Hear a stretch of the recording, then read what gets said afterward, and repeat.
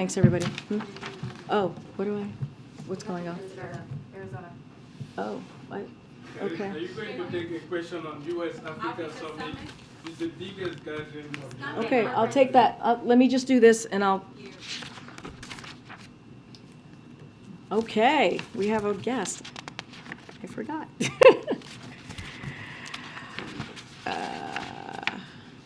Okay, so we are pleased to have a local reporter from the Arizona Republic and Arizona Central join us in the briefing room today and ahead of the President's trip as we've been talking about Arizona and the CHIPS and Science Act. His name is Ronald J. Henson. He is the paper's national political reporter and has been a member of their team for about 15 years. And Ron, thank you for joining us. Hello. Yeah, hi. Thanks, Karine. As you know, the TSMC plant was announced in 2020. So wanted to know a couple things. Number one, what should ordinary Americans expect that is attributable to the CHIPS Act? How soon should they be seeing the effects of that in Arizona or elsewhere? And also, in the long run, should the government be playing any greater role in providing more water resources to a place like Arizona in light of this water-intensive industry? So on your first question, Ronald, I would refer you to the Department of Commerce as timeline. They're working on this and they're playing point when it comes to the CHIPS and Science Act. On your final question, it's important that these facilities are built sustainably and in a way that doesn't harm the environment of a region.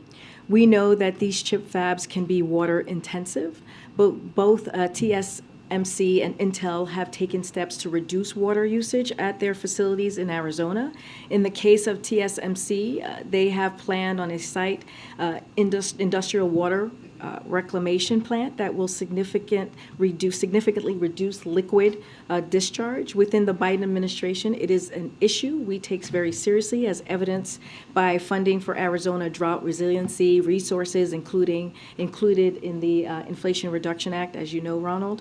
And as these projects continue, state officials, local officials will need to take this issue seriously as they work with chip makers and build in their region. And so there you go, Ronald. Thank you so much for joining us on. I know there was a question on the summit.